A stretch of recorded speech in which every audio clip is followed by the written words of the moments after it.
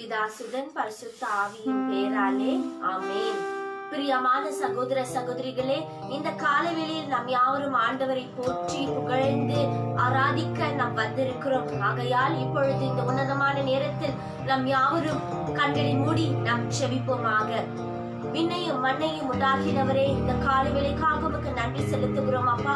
ஆண்டவரே, இந்த நாளில் உம்மை துதிக்கவும் போற்றவும் புகழவும் ஆராதிக்கவும் நீர் எங்களை அழைத்த உம்முடைய பரிசுத்த கிருபைக்காக உமக்கு நன்றி செலுத்துகிறோம் அப்பா. ஆண்டவரே, இன்றைக்கு பாடுகிற பாடல்கள், செபிக்கிற செப விண்ணப்பங்கள், உன்னதமான வார்த்தைகள் யாவருக்கும் ஆசீர்வாதமாய் இருப்பதாக. ஆண்டவரே, இதை கேட்கக்கூடிய ஒவ்வொருத்தரும் ஆவியால நிரப்பப்படும்படிக்காய் நாங்கள் செபிக்கிறோம். யாருமே வெறுமையாக இருக்காதபடிக்கு உம்முடைய ஆவியே பலப்படுத்தி வழி நடத்தட்டும். இது அனைவற்றும் இயேசு கிறிஸ்துவின் நாமத்திலாக செபிக்கிறோம் எங்கள் ஜீவன் உள்ள நல்ல தகப்பனே. ஆமென், ஆமென். இப்பொழுது நாம் யாவரும் துதி ஆராதனைக்கு நாம் கடந்து செல்லுவோம். எப்படி நான் பாடுவேன், என்ன சொல்லி நான் துதிப்பேன் என்று சொல்லி இந்த பாடலை பாடி நாம் துதிப்போமாக.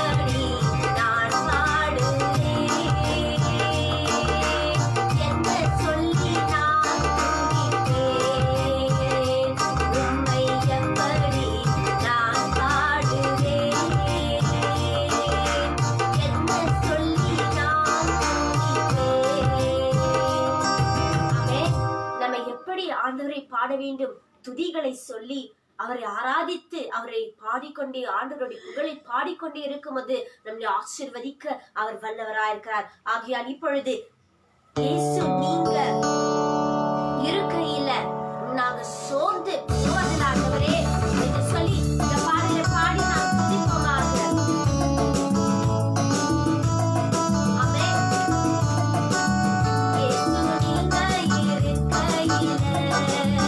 நாங்க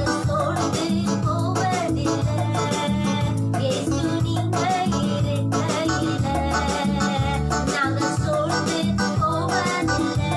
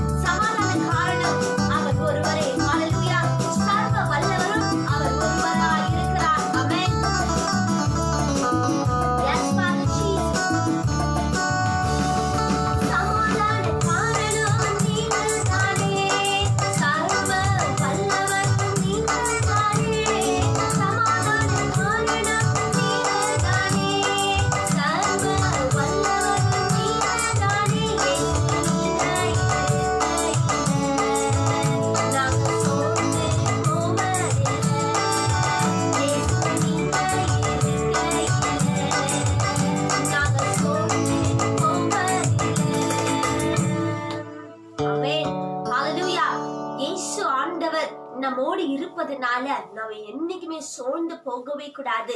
ஏனென்றால் அவர் நமக்காக யாவையும் செய்து முடிக்க ஆற்றல் உள்ளவராய் இருக்கிறார்.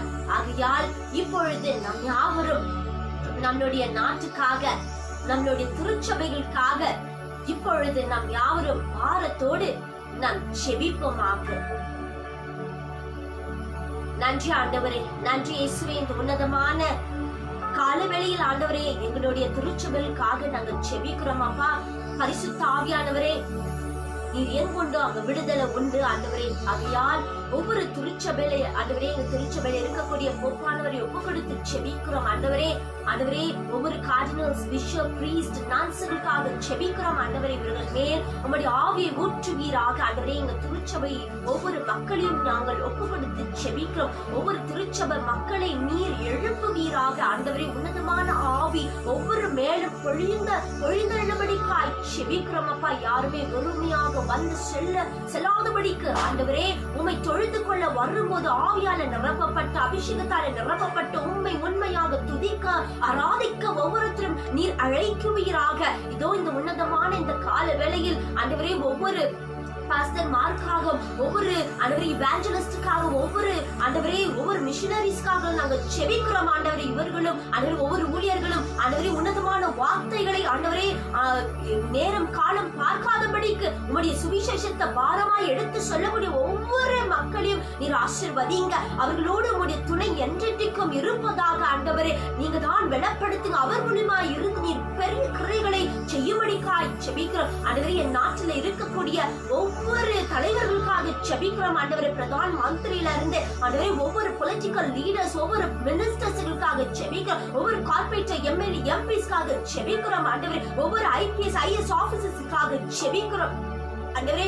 ஒவ்வொரு டாக்டர்மார்க்காக, ஒவ்வொரு நர்ஸுகளுக்காக செபிக்கிறோம். ஒவ்வொரு மிலிட்டரி ஆண்டவரே ஏர்ஃபோர்ஸுக்காக ஆண்டவரே செபிக்கிறோம் ஆண்டவரே. நீங்க தான் ஆண்டவரே ஒவ்வொருத்தரையும் நீர் பாதுகாத்து நல்ல சிந்தனைகளை கொடுத்து, நல்ல ஞானத்தை கொடுத்து, தன் நாட்டை நல்வழியில நடத்தக்கூடிய ஆண்டவரே நல்ல ஞானத்தை நீர் கொடுக்கும்படிக்காய் செபிக்கிறோம் அப்பா. ஆண்டவரே தன் நாட்டின் ஜனங்களை ஆண்டவரே பஞ்சத்துல விழாதபடிக்கு ஆண்டவரே நாட்டு தலைவர்கள் சிந்தனையோடு யோசித்து ஆண்டவரே ஒவ்வொரு செயல்களை செய்ய நீர் வழிவாசல்களின் ஞானத்தையும் அவர்கள் பொழிந்தருளும்படிக்காய் செபிக்கிறோம் ஆண்டவரே. இந்த உன்னதமான நேரத்தில் ஆண்டவரே இந்திய நாட்டில் ஆண்டவரே வந்திருக்கிற இந்த கொள்ளை நோய் அதி விரைவில் ஆண்டவரே மறைந்து போகும்படிக்காய் செபிக்கிற ஆண்டவரே. உடைய கரம் தான் என் நாட்டின் மேல் நிறைவாய் இருப்பதாக, உடைய தயவு நிறைவாய் இருப்பதாக, உடைய இரக்கம் ஆண்டவரே எங்க நாட்டின் மேல் நிறைவாய் இருப்பதாக ஆண்டவரே. அப்பா இருக்க எல்லா விதமான கொள்ளை நோய்கள், எந்த விதமான புது நோய்கள் எழும்பினாலும் அது நசரனாக இயேசு கிறிஸ்துவின் இரத்தத்தால ஒவ்வொரு நோய்களும் ஆண்டவரே அகன்று போவதாக ஆண்டவரே. இது உம்முடைய நாடு, இது உம்முடைய பிள்ளைகளோடு இருக்கிற இடங்கள் ஆண்டவரே. நீர் இரக்கமாயிருந்து நீர் ஒவ்வொருடைய பாவங்களையும் தீமைகளையும் மன்னித்து ஆண்டவரே என் நாட்டில செழிப்பும் ஆண்டவரே எல்லா விதமான தரித்திரங்கள் அகற்றி நீங்க தான் அற்புதங்களை செய்யும்படிக்காய் செபிக்கிறோம் ஆண்டவரே. யாரெல்லாம் என் நாட்டில வேலை இல்லாமல் இருக்கிறார்கள் ஒவ்வொருத்தருக்கும் வேலை வாய்ப்பின் கதவுகளை திறக்குவீராக. நோயோடு இருக்கக்கூடிய ஒவ்வொரு நோயாளிகளுக்காக செபிக்கிற பல விதமான நோய்கள் ஆண்டவராக இயேசுடைய தழும்புகளை ஒவ்வொரு நோயாளிகளை சுகமாக்குறோம் இந்த நேரத்தில் ஆண்டவரே. அப்பா நீங்க பெரிய விடுதலை என் நாட்டில் நீர் கொடுக்க போற கிருபைக்காக நன்றி ஆண்டவரே. நீரை ஒருவரையும் பாதுகாத்துக் கொண்டு வழி நடத்துங்க. இது அனைவற்றும் எங்க இயேசு கிறிஸ்துவின் நாமத்திலாக செபிக்கிறோம் எங்கள் ஜீவன் உள்ள நல்ல தகப்பனே. ஆமென் ஆமென் ஆமென். ஆண்டவராக இயேசுவே போற்றுகிறோம், புகழ்கிறோம், ஆராதிக்கிறோம், உமக்கு நன்றி செலுத்துகிறோம். இன்றைய இரண்டாவது ஜெப குறிப்பானது உன்னதமான இறைவாக்குக்காகவும் உன்னதமான இந்த நேரத்தில் ஒவ்வொரு தொலைக்காட்சியில காணக்கூடிய ஒவ்வொரு மக்களுக்காகவும் இப்பொழுது நாம் செபிப்போமாக. ஹல்லேலூயா. Thank you Lord Jesus. நன்றி தகப்பனே. இசப்பா இந்த உன்னதமான நேரத்துல தகப்பனே எங்களை ஒவ்வொருத்தரும் பாதத்துல ஒப்பு கொடுக்கிறோம் இசப்பா. இந்த நேரத்துல விசேஷமாக தகப்பனே இந்த தொலைக்காட்சி பார்த்து கொண்டு இருக்கவங்களை அனைவரும் நீங்க ஆசீர்வதிப்பீராக தகப்பனே. இந்த புதிய நாளில இசப்பா அவங்க ஒவ்வொருத்தரும் நீங்க you protect them Lord Jesus. இசப்பா எந்த ஒரு டிசாஸ்டரோ எந்த ஒரு டிசீஸ் வந்து தொடாதபடி தகப்பனே உங்க பிள்ளைங்களை நீங்க பாதுகாத்து கொள்ளும் ஆண்டவரே. இந்த நேரத்துல இசப்பா உங்களை முழுமையாக ஒப்பு கொடுக்கும் போது தகப்பனே அவங்க உள்ள இருக்கிற எல்லா பாரங்கள், கஷ்டங்கள், துயரங்கள், துன்பங்கள், எல்லா நோய் நொடிகள் எதுவாய் இருந்தாலும் தகப்பனே இந்த நேரத்துல இயேசுவின் நாமத்தினாலே விட்டு விலகி போகட்டும். Remove everything in their life, Lord Jesus. You give a new life, Lord. Give them the good strength, Lord Jesus, to overcome all the difficulties in their life, Lord. You lead them only into your righteousness, Lord. Wherever they go, wherever they come, Lord Jesus, let it be only your path, Lord, not into any other path, Lord Jesus. Father, you lead them into only your way, Lord Jesus. இந்த பாவம் பின்னாடி வந்து நான் செல்லுற மாதிரி நீங்க ஆசீர்வதிங்க. We are your servants, Lord Jesus. We are listening to your word, Lord. As today, as we are going to receive the word of God today, Lord Jesus, you please, Lord, bless us with your Holy Spirit, Lord. Father. Purify us, Lord Jesus, and you strengthen us, Lord Jesus. I surrender our messenger on your feet, Lord. Yes, Father. You bless him with your holy guide, Lord Jesus, as he's going to share the word of God, Lord. Let the word of God be powerful, Lord Jesus. Yes, Father. And please let the word of God go and touch deep inside the heart of people. Yes, Father. And penetrate, Lord. Yes, Father. Bless each and everybody and you guide us, strengthen us, Lord. I close my prayer to Jesus Christ the Lord. Amen. Amen. Amen. ஆண்டவராகிய இயேசுவே, போற்றுகிறோம், புகழ்கிறோம், ஆராதிக்கிறோம், உமக்கு நன்றி செலுத்துகிறோம். இப்பொழுது இந்த உன்னதமான நேரத்தில் இறைவாக்கை நாம் கேட்போமாக.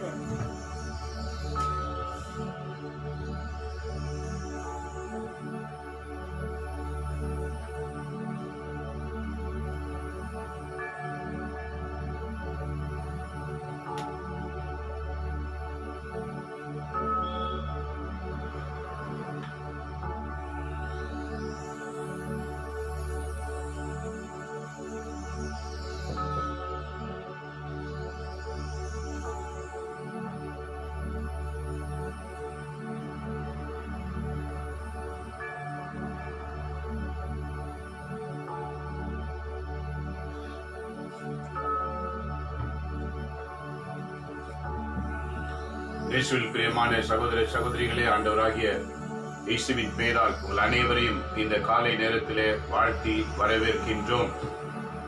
இன்று மெய்யாகவே நம் இறைவன் நம்மோடு செயலாற்றுகிற வாக்குகளை தியானிக்கும் போது அவர் எந்த அளவுக்கு மனிதருடைய வேண்டுதலுக்கு பதிலளித்து அந்த பதில் வழியாக நிறைவேற்றுகிறதிலே கருத்தாயிருக்கிறார் என்பதை நிறைவுபடுத்துகின்றன. அவர் வாக்கை நிறைவேற்றுகிற இறைவன். அவர் எதை சொல்லுகின்றாரோ அதை செய்து முடிக்கிறவராக இருக்கின்றார். ஆக இன்றைக்கு நற்செய்தி வாசகங்களை தியானிக்கும் போது மிக அருமையான வாக்குகள் நமக்கு சொல்லப்படுகின்றன. அது என்ன பாருங்க, இன்றைய நற்செய்தியில பார்க்கும்போது எலிசபெத் அம்மாளுக்கு பேறு காலம் உண்டானது. எலிசபெத் அம்மாளுக்கு பேறு காலம் உண்டானது. இன்றைக்கு பேறு காலம் என்றாலே பெண்களுக்கு எந்த அளவுக்கு வேதனை கொடுக்கும் என்று அறிந்திருக்கின்றோம். இந்த பேறு காலம் வந்தவுடனே சுற்றி இருக்கிறவர்கள் கூட எதிர்ந்தாலும் அதை விட்டுவிட்டு உடனே உதவி செய்வதற்கு முன்னோக்கி செல்லுவார்கள். அவ்வளவு ஒரு முக்கியம் வாய்ந்த சமயமாய் இருக்கின்றன. ஆக எலிசபெத் அம்மாளுக்கு பேறு காலம் நெருங்கியது. அவர் ஒரு மகனை பெற்றெடுத்தார், ஒரு ஆண் மகனை பெற்றெடுத்தார். ஆண்டவர் அவருக்கு பெரிதும் இரக்கமும் காட்டினார். பாருங்க, வயதான காலத்துல பிரசவ வேதனைப்பட்ட எலிசபெத் அம்மாளுக்கு ஆண்டவர் பெரிதும் இரக்கத்தை காட்டினார். என் நண்பரே மக்களே, இன்றைக்கு பல பெண்கள் பிரசவத்துக்காய் காத்திருப்பீர்கள். பிரசவத்திற்கு பலருக்கு ஜெபம் தேவை என்று விண்ணப்பம் வருகின்றன. பிரசவ நேரம் வரும்போது யாரும் காத்து கொண்டிருப்பார்கள். சிலர் வெளியிலே அழுது கொண்டு கூட இருப்பார்கள். ஏனெனில் சத்தங்கள் கேட்கும்போது அவ்வளவு வேதனையை கொண்டு வரும். நீங்க பார்க்கின்றோம், எலிசபெத் அம்மாள் பேறு கால நேரத்திலே ஆண்டவர் பெரிய இரக்கத்தை அவருக்கு காட்டினார், பெரிதும் இரக்கம் காட்டினார் என்பதை கேள்விப்பட்டு சுற்றி வாழ்ந்தோரும் உறவினரும் அவரோடு சேர்ந்து மகிழ்ந்தனர். பாருங்க, பிரசவ நேரத்துல அந்த பிரசவம் அடைகிற பெண் மாத்திரம் தான் இருப்பாள். அவரை சுற்றி எந்த சொந்த பந்தங்களும் இருக்க முடியாது. அங்க இருக்கிற டாக்டர்ஸ்கள், நர்ஸுகள் மட்டுமே அதை பார்ப்பார்கள். ஆனால் இங்க என்ன வாக்கு பாருங்க, ஆண்டவராகிய கடவுள் கூட இருந்து உதவி செய்ததை அவருடைய உறவினர்களும் அறிந்து கொண்டார்கள். இயேசுவில் அன்பான இறைமக்களே, வாக்கு கொடுத்த இறைவன் நம்முடன் இருக்கின்றவராய் இருக்கிறதை இன்றைய வாக்கு வழியாக நாம் அறிந்து கொள்ளுகின்றோம். இம்மானுவேல் என்றவர் நம்முடன் இருக்கின்றார். ஆனால் என்னோடு இருக்கிறார் என்ற அந்த உணர்வு நமக்குள்ளே இருக்கணும். நினைக்கிறது வேற, உணர்வுகள் வேற. நினைப்பது அது கற்பனையிலே சென்றுவிடும். உணர்வது நம்முடைய ஐம்புலன்களையும் அது உணர்த்திவிடும். உடலில் உணர்வடைவது, அவர் இருக்கிறார் என்ற ஒரு உணர்வு. இதை கேட்டுக்கொண்டிருக்கிற நண்பர் மக்களே, இன்னைக்கு 90% நாம் என்ன நினைக்கிறோமே தவிர உணர்வது கிடையாது. நினைத்துக் கொண்டிருக்கிறோம், என்னோடு இருக்கிறார், என்னோடு இருக்கிறார். நினைக்கிறது வேற, உணர்வது வேற. என்ன வாக்கு இடம் பெற்றிருக்கிறது பாருங்க. அவருடைய வாழ்த்து செய்தி கேட்டு வாழ்ந்தோரும், சுற்றி வாழ்ந்தோரும், உறவினரும் அவரோடு சேர்ந்து மகிழ்ந்தனர். 8ஆம் நாளில் அவர்கள் குழந்தைக்கு விருத்த சேதனம் செய்ய வந்தார்கள். பாருங்க, அன்றைய மரபுபடி குழந்தைகளை பிறந்த உடனே 8ஆம் நாளில் ஆலயத்துக்கு கொண்டு வந்தார்கள். திருமுழுக்கு யோவானும் 8ஆம் நாளில் ஆலயத்துக்கு கொண்டு வந்து அர்ப்பணிக்கின்றார். அதே போல கடந்த நாட்களிலே தியானித்தோம், ஆண்டவர் இயேசுவும் 8ஆம் நாளில் ஆலயத்துக்கு கொண்டு வந்து அர்ப்பணித்தார்கள். பழைய பாட்டு மரபு என்ன சொல்லுகிறது என்றால், பிறந்த குழந்தைகளை 8ஆம் நாளில் ஆலயத்துக்கு கொண்டு வந்து அர்ப்பணிப்பது. ஆனால் இன்றைக்கு நம் வாழ்க்கையில பாருங்க, குழந்தை பிறந்து 8 நாள், 10 நாள், 20 நாள், 30 நாள், 3 மாசம், சிலருக்கு 5 வருஷம் ஆனா கூட ஆலயத்துக்கு கொண்டு போய் கொடுக்க ஞாபகம் வராது. பல காரணங்களை சொல்லிக் கொண்டிருப்பார்கள். நண்பரே மக்களே, விவிலியத்தை அறிந்தவர்களாயிருங்கள். அந்த விவிலியம் உங்களை உயர்த்துகிறதா இருக்கும். குழந்தை பிறந்த 8ஆம் நாளில் ஆலயத்துக்கு அழைத்து வந்தார்கள். 8ஆம் நாளில் அவர்கள் குழந்தைக்கு விருத்த சேதனம் செய்ய வந்தார்கள். சக்கரியா என்ற அதன் தந்தையின் பெயரை அதற்கு சூட்ட இருந்தார்கள். பெரியோர்களுக்கு தெரியாது என்ன பெயர் வைக்கணும்னு. ஏனெனில் என்ன பெயரிட வேண்டும் என்று சக்கரியாவுக்கு மட்டும்தான் தெரியும். வானதூதன் அவருக்கு பெயர் அளித்தார். கடவுள் இந்த பெயரை சூட்டும்படி சொல்லியிருக்கிறார். என்றைக்கு இந்த குழந்தை பிறந்து இந்த பெயரிடுவாயோ அன்னைக்கு உன் வாய் திறக்கும் என்று திருமுழுக்கு யோவானுக்கு கடவுள் சொன்ன, தேவதூதன் வழியாய் சொன்ன வாக்கு நிறைவேறுகிற நேரம் 8ஆம் நாளிலே, குறைந்த பிறந்த 8ஆம் நாளிலே பெயர் சூட்டுவதற்காக கொண்டு வந்தார்கள். ஆனால் அதன் தாய் அவர்களை பார்த்து, வேண்டாம், அதற்கு யோவான் என்ற பெயரிட வேண்டும் என்றார். எலிசபெத் சொல்றாங்க, யோவான் என்ற பெயர் வைக்கணும். அதற்கு அவர்கள் அவரிடம், உம் உறவினருள் இப்பெயர் கொண்டவர் எவரும் இல்லையே. நண்பர் மக்களே, பெயர் சூட்டுவதற்கு கூட உறவினர்களை எப்படி கவனிக்கிறார்கள். இன்றைக்கு நாம் எந்த உறவினர்களை பார்க்கிறோம்? விவிலிய கூற்றுப்படி உறவினர்களின் வழியாக வருகிற பெயர்கள். பிறகு இந்த 20ஆம் நூற்றாண்டிலே புனிதருடைய பெயர்கள். இன்றைக்கு கம்ப்யூட்டரின் பெயர்கள். யாரோருடைய பெயரை வைத்து நாம் பிள்ளைகளை அழைக்க நினைக்கின்றோம். ஆனால் திருமுழுக்கு யோவானுக்கு வைக்கும் போது வழிமுறைகள் சொல்லப்படுகிறது பாருங்க. உறவினர்களில் எவருடைய பெயரும் இவ்வாறு இல்லையே என்று எலிசபெத் அம்மாளை கேட்கிறார்கள். அப்படி என்றால் பொருள் என்ன? ஒரு குழந்தைக்கு பெயர் வைத்தால் அவருடைய உறவினர்கள் யார் யார் வைக்கப்பட்டிருக்கிறார்கள் என்பதை கவனித்துதான் பெயர் வைக்கிறார்கள். ஆக என்ன நடக்கிறது? அடுத்த வாக்கு அவர்களை பார்த்து, எவரும் இல்லையே என்று சொல்லி குழந்தைக்கு என்ன பெயரிடலாம், விருப்பம் என்ன என்று தந்தையை நோக்கி சைகை காட்டி கேட்டார்கள். குழந்தை பிறந்து 8 நாள் ஆகி கூட, ஆனால் இவருக்கோ அந்த இன்னும் வாய் பேச வரவே இல்லை. ஆகவே உறவினர்கள் என்ன செய்தார்கள்? எலிசபெத் அம்மாள் யோவான் என்று சொல்லுகின்றார், அவருடைய தன்னையை கேட்போமே என்று சைகை காட்டினார்கள். இன்றைக்கு எப்படி ஊமைகளுக்கு சைகை காட்டுவார்கள்? ஊமைகள் புரிந்து கொள்ளும்படி செய்கை காட்டுகிற இன்னைக்கு நியூஸும் வந்துவிட்டது. டிவியில பாத்தீங்கன்னா ஊமை செய்கை காட்டுவார்கள். அது ஊமையா இருக்கிறவர்கள் அந்த செய்தி அறிந்து கொள்ள வேண்டும். அன்றைக்கு இந்த சம்பவம் இருக்கிறது பாருங்க. செய்கை காட்டினார்கள், செய்கை காட்டி கேட்டார்கள். அதற்கு அவர் ஒரு பலகை எழுதி என்ன சொன்னார் என்று பார்க்கும்போது இக்குழந்தைக்கு யோவான் என்று எழுதினார். இங்க பாருங்க, இங்க இப்போது எழுதுகிறார் என்ன, ஒரு பலகையில யோவான் என்று எழுதினார். எல்லோரும் வியப்படைந்தனர். அப்போதே அவரது வாய் திறந்து விட்டது. நண்பரே மக்களே, குழந்தை ஆலயத்துக்கு கொண்டு வரப்படுகின்றன. என்ன பெயரிட வேண்டும் என்று குழம்பும் போது எலிசபெத் சொன்னார்கள், யோவான் என்று பெயரிட வேண்டும். அவர்களுடைய வாழ்க்கை பாருங்க, இது வரிசையில யாருக்கும் இல்லையே. நம்ம சந்நிதியில யாருக்கு இந்த மாதிரி பெயர் இருக்குது? சரி, அவர் தந்தையை கேட்போம் என்று சகை காட்டினார்கள். அவர் தந்தை பலகையில் எழுதுகிறார், யோவான் என்று எழுதினார்.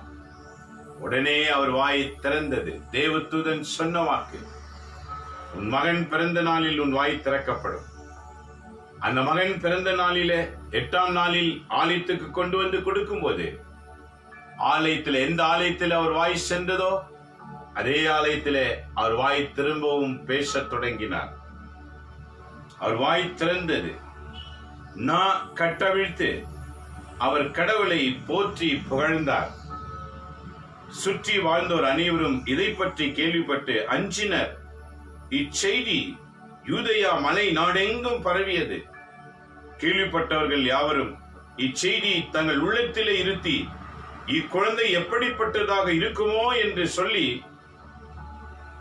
சொல்லிக் கொண்டார்கள். ஏனெனில் அக்குழந்தை ஆண்டவருடைய கைவன்மை பெரிதாயிருந்தது என்று முடிக்கின்றார். நன்றி மக்களே, ஒரு குழந்தை பிறப்பதும் அந்த குழந்தை பிறந்த பிறகு அது எவ்வாறு கடவுளுக்கு பயன்படும் என்பதையும் முன்னடையாளமாக எவ்வாறு கடவுள் பூமியிலே மனிதர்களோடு உடன்படிக்கை செய்கிறார் என்பதை இன்றைக்கு வாசகங்கள் நமக்கு பதிவிடப்பட்டிருக்கின்றன. ஆக இன்றைக்கு நாம் பிறக்கிற அனுபவம் என்ன, வளர்கின்ற அனுபவம் என்ன, வாழ்ந்து கொண்டிருக்கிற வாழ்க்கையின் அனுபவம் என்ன என்று உணர கற்றுக்கொள்ள வேண்டும். ஒரு சாதாரண கிறிஸ்தவர்களாக வாழ்வதை விட கிறிஸ்துவை அறிந்து கொண்டு வாழ கற்றுக்கொள்ள வேண்டும். இந்த செய்தி பாருங்க என்ன சொல்லுகிறது. சகரியாவின் வாய் திறந்தவுடனே இந்த செய்தி சுற்றி பார்த்திருந்தவர்கள் ஆச்சரியப்பட்டார்கள். அது அந்த நாடு, மலைநாடு முழுவதும் பரவினது. மலைநாடு முழுவதும். ஏன் தெரியுமா? சகரியா ஒரு குருவாக இருந்தார். அவரை பற்றி எல்லாருக்கும் தெரிந்திருந்தது. அவர் கடவுளை தரிசிக்கும் போது ஊமையாய் மாறிவிட்டார். எவ்வளவு பேர் அவரை ஏசி இருப்பார்கள். இவர் என்ன தவறு செய்தாரோ, கடவுள் ஊமையாவது வைத்து அனுப்பினாரே, பரவாயில்ல அப்படின்னு சொல்லி இருப்பாங்க. ஒவ்வொருவர் ஒவ்வொரு விதத்துல பேசி இருப்பாங்க. இன்னைக்கும் நடக்குது இல்ல? செய்யாத தவறுகளை கூட செய்தார்கள் என்று சொல்லி பேசுகிற கூட்டம் எத்தனை பேர் இன்னைக்கும் இருக்கிறாங்க. கண்ணால் காண்பதும் போய், காதால் கேட்பதும் போய், தீர விசாரணை செய்வதே மெய். இதை அனைவரும் கடைபிடிப்பது கிடையாது. ஏசி பேசுகிற மக்கள் இன்றும் உண்டு. ஆக எவரெல்லாம் சகரியாவை தவறாய் பேசினார்களோ அவங்க காதுகளுக்கெல்லாம் செய்தி கேட்டது. சகரியா பேசுகிறார். மலைநாடு முழுவதும் இந்த செய்தி பரவினது. சகரியா பேசுகிறார். எப்படி பேசினார்? அந்த குழந்தைக்கு பெயரிடும்போது பேசினார். அப்படியா? அந்த குழந்தை எப்படிப்பட்டதோ, அந்த குழந்தை பிறந்தவுடன் தன் தகப்பன் வாய் திறக்கப்பட்டதே என்று ஆச்சரியப்பட்டார்கள். என் நண்பை மக்களே, இன்றைக்கு நாமும் உலகிலே பிறந்திருக்கின்றோம். என்ன அசைவு உண்டாயிருக்கின்றன? ஏனெனில் கடவுளின் திட்டத்தை அறிந்து கொள்ளாமலே வாழ்கின்ற வாழ்க்கை. இன்றைக்கு எத்தனை பேர் கடவுள் திட்டத்தை அறிந்து கொள்ளணும்னு நினைக்கிறவங்க எத்தனை பேர்? நம் உள்ளத்தில் ஒரு கேள்வி கேட்கணும். நான் கடவுளின் திட்டத்தை அறிந்து கொள்வதற்கு எவ்வாறு என் நேரங்களை செலவழிக்கிறேன் என்று நாம் அலசி பார்க்கணும். ஏனெனில் பல வேலைகளுக்கு நேரங்கள் இருக்கின்றன. கடவுள் முன் நிற்பதற்கு மட்டுமே நேரம் கிடையாது இன்றைக்கு மனிதனுக்கு. ஆகவே இன்றைக்கு ஒரு புதிதான கொள்ளை நோய் பூமிக்கு வரப்போகிறது. ஏன் வந்துவிட்டது? அது இந்தியா முழுவதும் எவ்வாறு பரவும் என்று மிகுந்த சலசலப்போடு செய்திகள் பரவி கொண்டிருக்கிறது. நேற்றிரவு புதிய செய்தி, கொள்ளுகிற நோய் அது உடனே கொள்ளும், அது கொரோனாவை விட வலிமை வாய்ந்தது. லாக்டவுன் எப்போது வேண்டுமானாலும் தொடங்கலாம் என்று பேசிக் கொண்டிருக்கிறார்கள். நன்றி மக்களே, வாழ்க்கை எவ்வாறு மாறிக்கொண்டிருக்கின்றன, வாழ்க்கை எவ்வாறு மாறிக்கொண்டிருக்கிறது. நாம் எதை நோக்கி பயணம் செய்கின்றோம்? மனிதர்கள் கடவுளை மறந்து, கடவுளின் செயல்களை மறந்து, அந்த சமயத்திற்கு கொடுத்தால் போதும், அந்த சமயம் முடிந்தவுடனே மீண்டும் பழைய நிலைமைக்கு, பழைய வாழ்க்கைக்கு பயணிக்கின்ற நேரங்கள் தொடங்கிவிட்டன. எவ்வாறு வாழ்வார்கள்? ஏனெனில் இவை அனைத்தும் கடவுள் ஏன் அனுமதிக்கின்றார்? மனிதர்கள் உன்னதமான கடவுளுடைய வாக்குகளை மறந்து வாழ தொடங்கிவிட்டார்கள். வாக்குக்கு நேரம் கொடுப்பதற்கு சமயம் இல்லை, வாசித்து புரிந்து செவிப்பதற்கு நேரம் இல்லை. ஏதோ கேட்கும் போது ஒன்னு பாதியமாய் கேட்கிற சமயம்தான் இருக்கிறது. நன்றி மக்களே, கடவுளுக்கு ஒரு நாளைக்கு 2 மணி நேரம் 40 வினாடிகள் கொடுக்கின்றவர்கள் எத்தனை பேர்களோ அத்தனை பேரும் காக்கப்படுவார்கள். ஒரு நாளைக்கு 2 மணி நேரம் 40 வினாடிகள் எவரால் கொடுக்கப்படவில்லையோ அவர்கள் காக்கப்படுவது அரிதாக மாறிவிடும். நம் வாழ்க்கையில் ஆண்டவருக்கென்று நேரத்தை கொடுக்க கற்றுக்கொள்ள வேண்டும். அதுதான் தொடக்கத்திலே சொன்னேன், நினைப்பது வேற, உணர்வது வேற. நான் கடவுளை நினைச்சுக்கிட்டே இருக்கிறேன், ஆனா செயல்ல மட்டும் மாற்றுதல் இருக்காது. உணரும்போதுதான் செயலிலே மாற்றுதல் வரும். செயலில் மாற்றுதல் வந்தால் தான் உன்னதமான கடவுள் நம்முன் அவர் செயலாற்றுகிறவராயிருப்பார். அதுதான் இன்றைக்கு முதல் வாசகம் மலாக்கி புத்தகத்திலிருந்து எடுக்கப்பட்டுள்ளன. மலாக்கி 3ஆம் அதிகாரத்திலே 1 முதல் 4, பிறகு 4ஆம் அதிகாரத்திலே 5 முதல் 6 வாக்கியங்கள் இன்றைய முதல் வாசகமாய் அமைந்திருக்கிறது. மலாக்கி புத்தகத்தின் வழியா என்ன உரைக்கிறார் பாருங்க. படைகளின் ஆண்டவர் கூறியது, இதோ நான் என் தூதனை அனுப்புகின்றேன், அவர் எனக்கு முன் வழியை ஆயத்தம் செய்வார். அப்பொழுது நீங்கள் தேடுகிற தலைவர் திடீரென்று தம் கோவிலுக்கு வருவார்.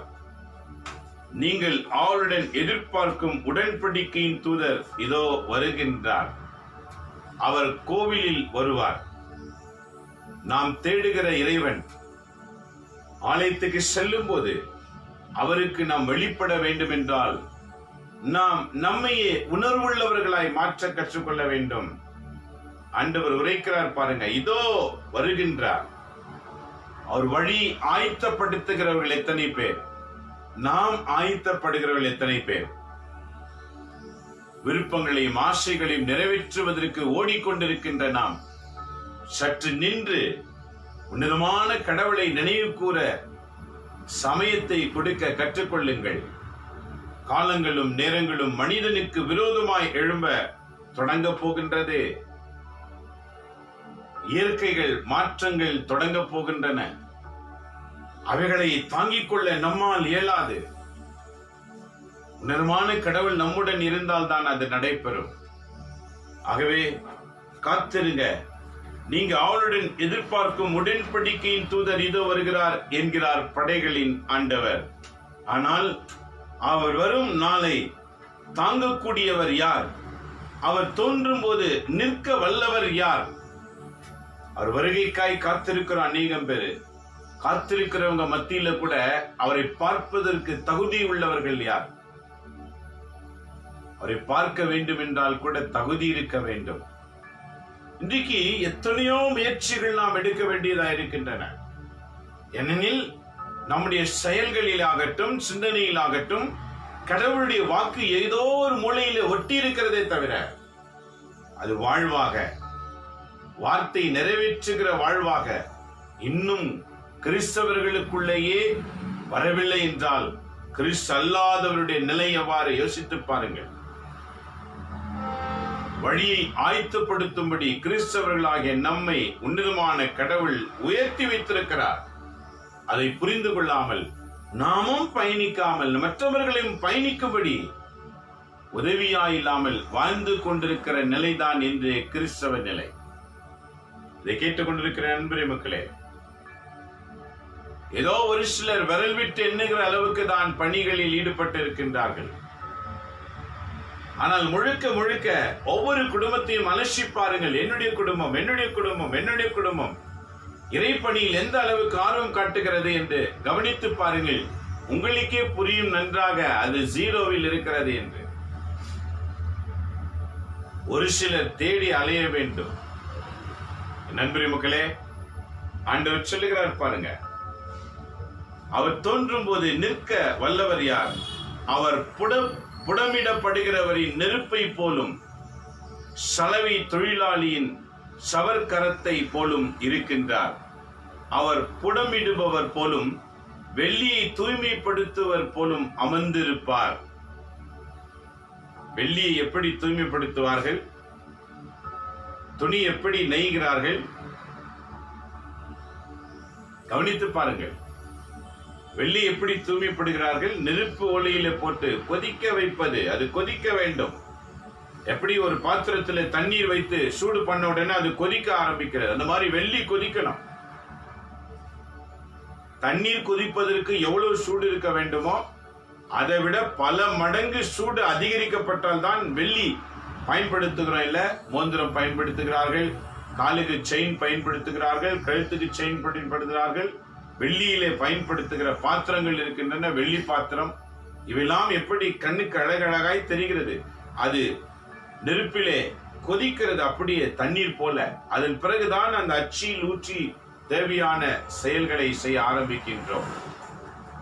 அவர் சொல்லுகிறார், அப்பேர் பெற்ற ஒரு பரிசோதனை மனிதனுக்கு உண்டு. ஏன் தெரியுமா? அது கொதிக்கும் போதுதான் அதில் இருக்கிற அழுக்கெல்லாம் வெளியேறும், சுத்த வெள்ளியாய் மாறும்.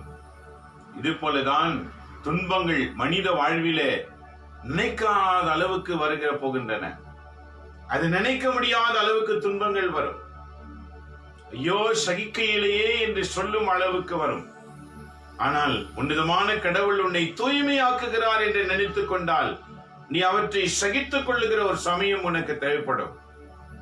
உன் துன்பங்களை நீ சகிக்க வேண்டும் என்றால் விவிலியத்தை ஒவ்வொரு நாளும் நீங்க படிச்சாதான் அது முடியும். பைபிள் படிக்காதவங்களால சின்ன துன்பம் கூட தாங்கிக் கொள்ள முடியாது.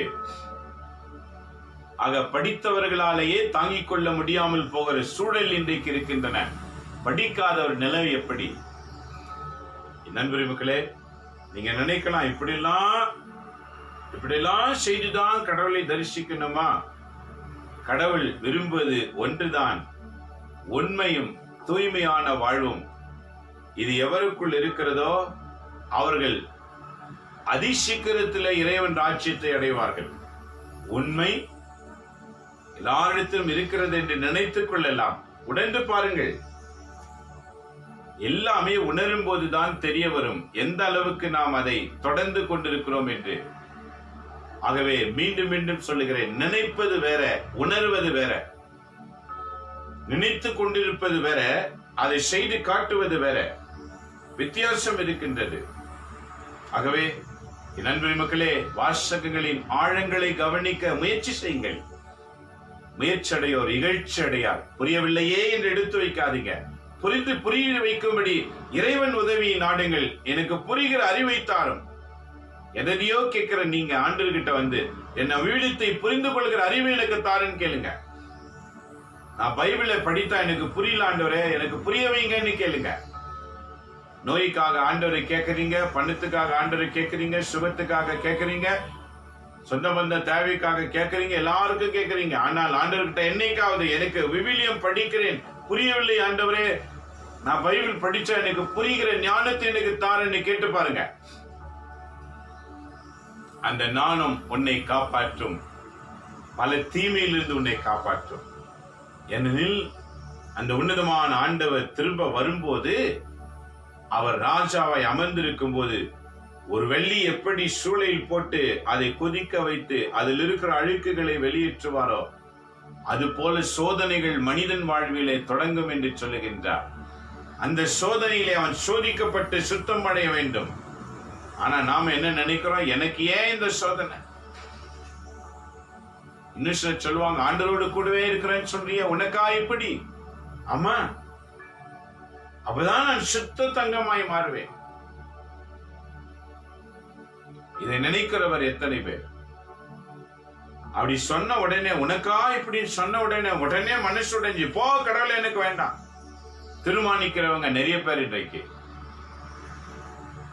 என் நண்பரே மக்களே, ஆகவேதான் ஆண்டவர் சொல்லுகிறார், வெள்ளி நெருப்பில் இட்டு சுத்தம் பண்ணுவது போல நம்ம வாழ்க்கையும் சுத்தம் பண்ணணும்.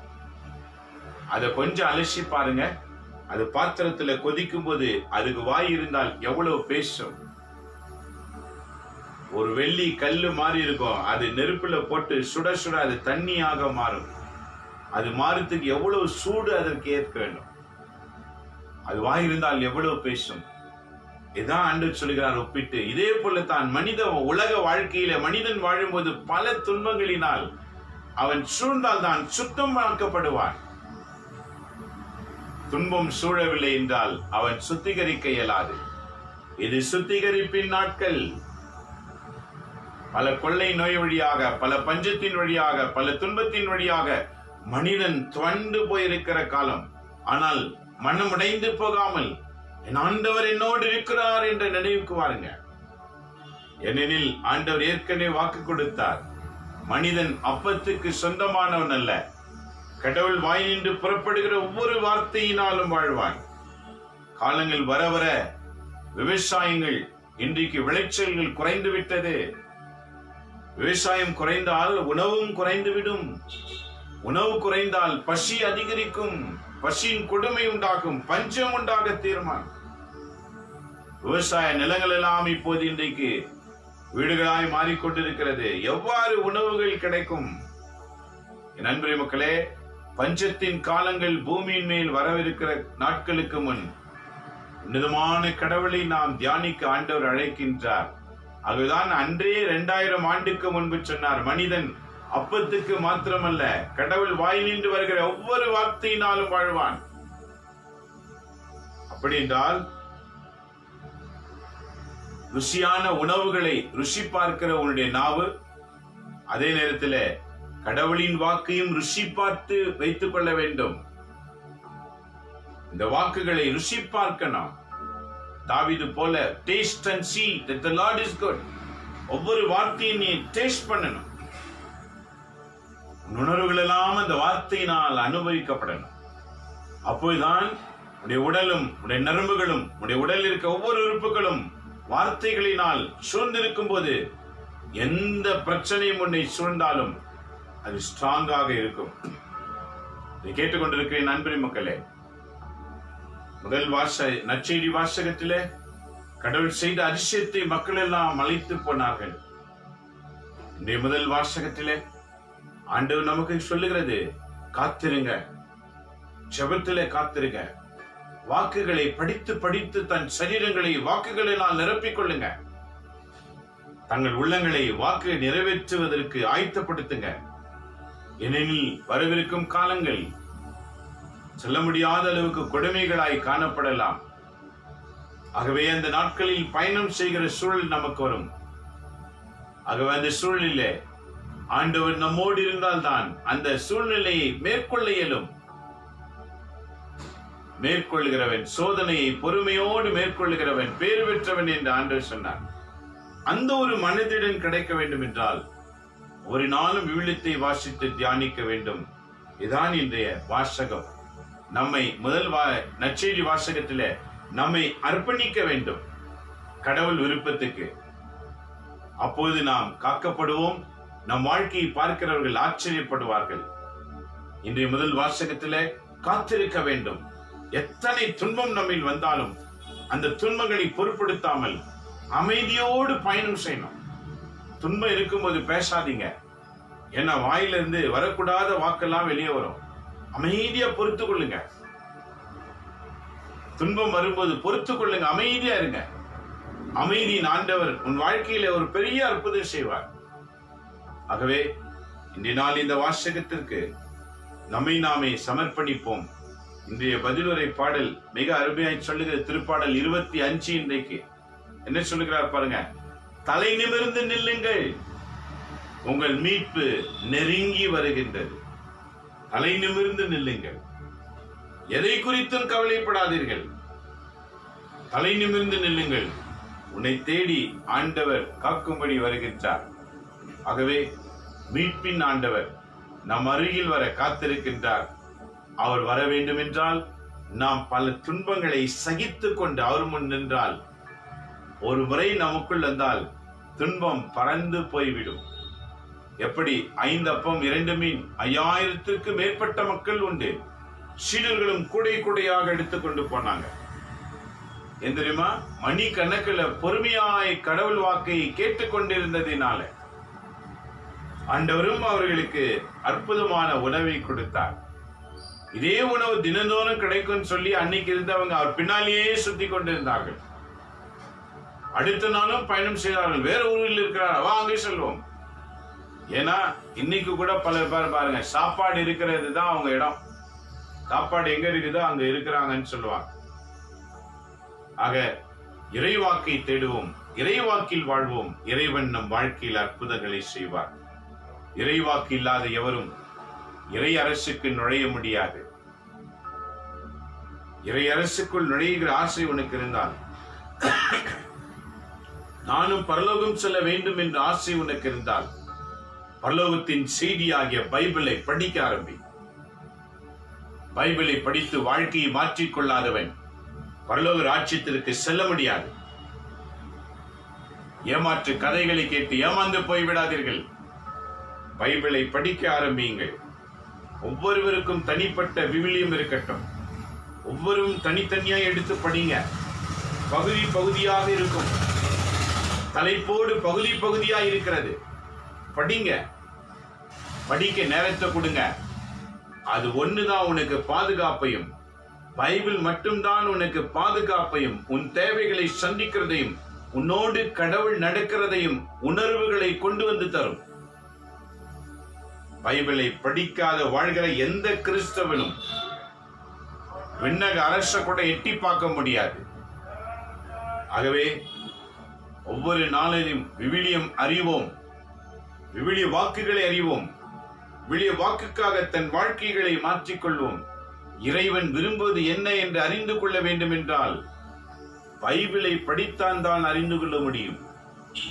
ஆகவே நண்பர் மக்களே, படிங்க.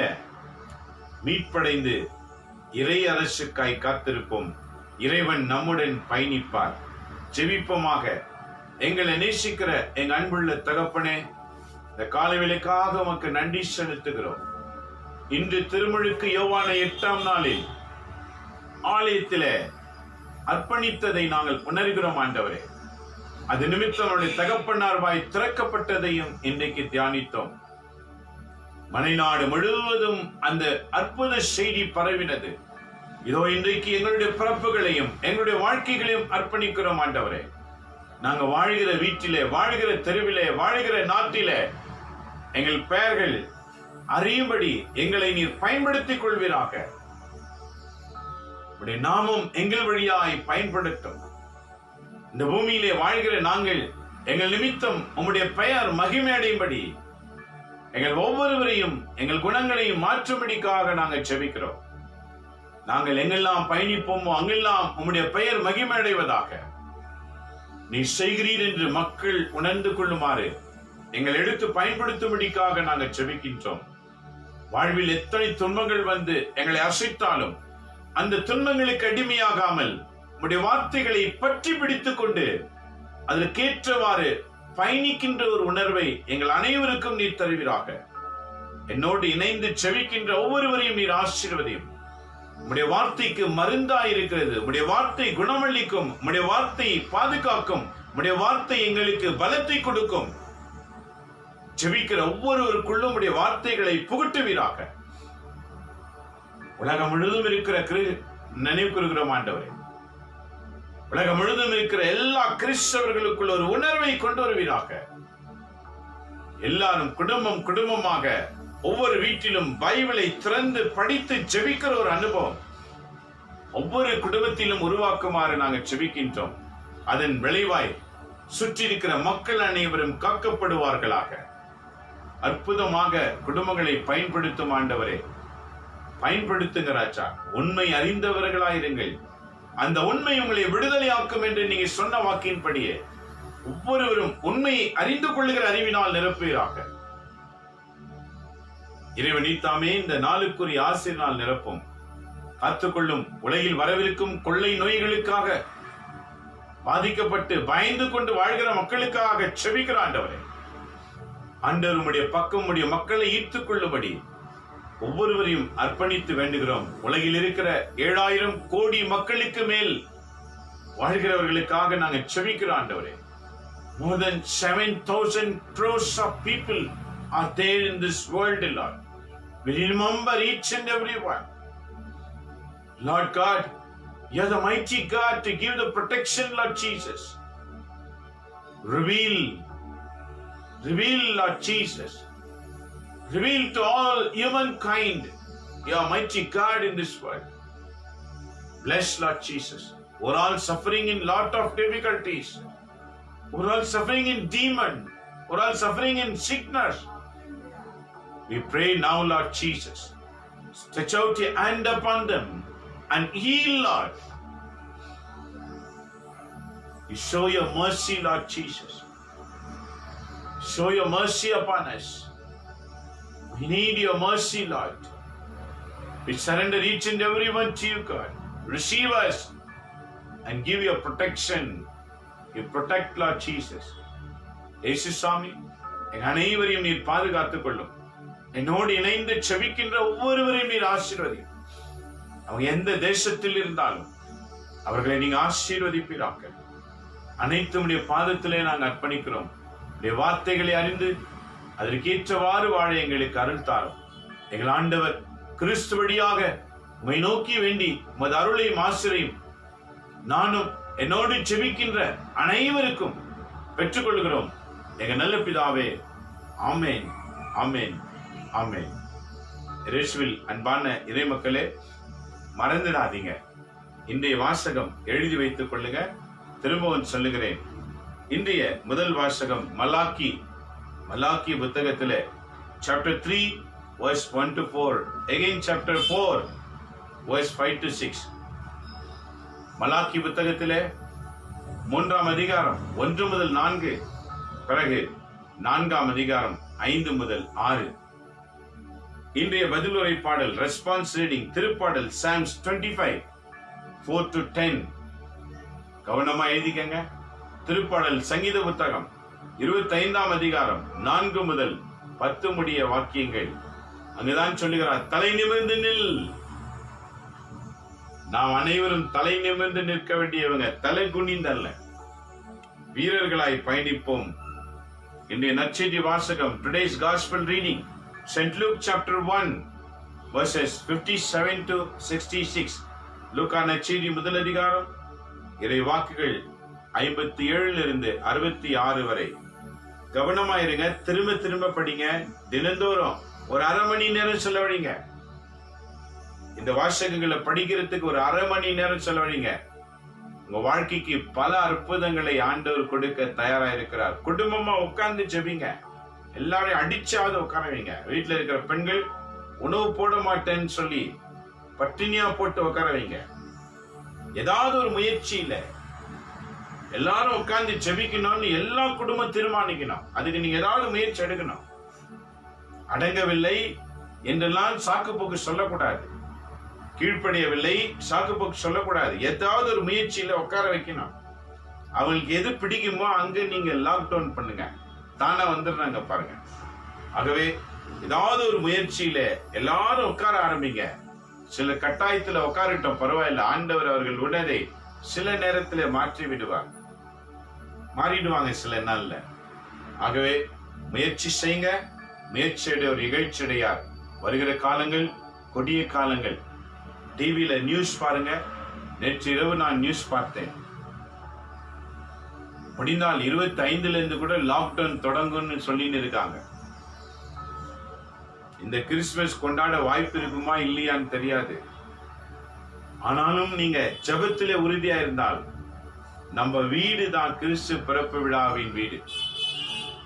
ஏழை குடிசையிலே பிறந்த ஆண்டவர் இத்தனை வருஷமா ஆடம்பரமாய் வெளியில கொண்டாடணும். இன்னைக்கு அந்த வருஷம் ஆண்டவர் வீட்டுல கொண்டாட விரும்புகிறார். நம்ம வீடு அவர் வீடு இல்லமாய் மாற. ஆகவே ஆயத்தப்படுங்க, ஆண்டவருக்காக ஏற்று வாழுங்க, வாக்கை நிறைவேற்ற மறந்துடாதீங்க. நம்ம ஆண்டவருக்கு நம்ம வாக்கு தான் முக்கியம். உள்ளத்துல எவ்வளவு வாக்கு இருக்கிறது என்று கவனிப்பார். ஆகவே வாக்கை உள்ளத்தினால் நிரப்புங்க. இறை வாக்குப்படி தூய மரியாளை போல, தூய எலிசபெத்தம்மாளை போல, தூய யோசப்பை போல, தூய திருமுழுக்கு யோவானை போல கடவுளின் அரசுக்கு நாமும் ஆயத்தமுள்ளவர்களாய் தயார்படுத்துவோம். ஆண்டவர் இயேசு நம்முடையாய் அவரும் பெயர் மகிமை அடைவராக. மீண்டும் நாளை காலை சந்திப்போம். இறைவன் தாமே உங்க அனைவரையும் ஆஸ்வதிக்கட்டும். இந்த நிகழ்ச்சி யூடியூப்ல வந்து தயவுசெய்து சப்ஸ்கிரைப் பண்ணாதவங்க தயவுசெய்து பண்ணுங்க. யூடியூப்ல சர்ச்ல போய் நீங்க doctor Philip Mariyan DrPhilipMARIYAN type பண்ணுங்க. வீடியோஸ் வரும், கிளிக் பண்ணுங்க. அங்க ரெட் லைன்ல சப்ஸ்கிரைப் இருக்கும், தயவுசெய்து பண்ணுங்க. ரெட் கலர்ல இருந்தா கிளிக் பண்ணுங்க. ஏற்கனவே செஞ்சவங்க திரும்ப திரும்ப செய்யாதீங்க. ஆகவே இறை பணிக்காக செய்வோம். இறைவன் உங்களையும் உங்க வீட்டாரையும் ஆஸ்வதிப்பார். எல்லாமல்ல இறைவன் தந்தை, மகன், தூய ஆவியின் பெயராலே ஆமென்.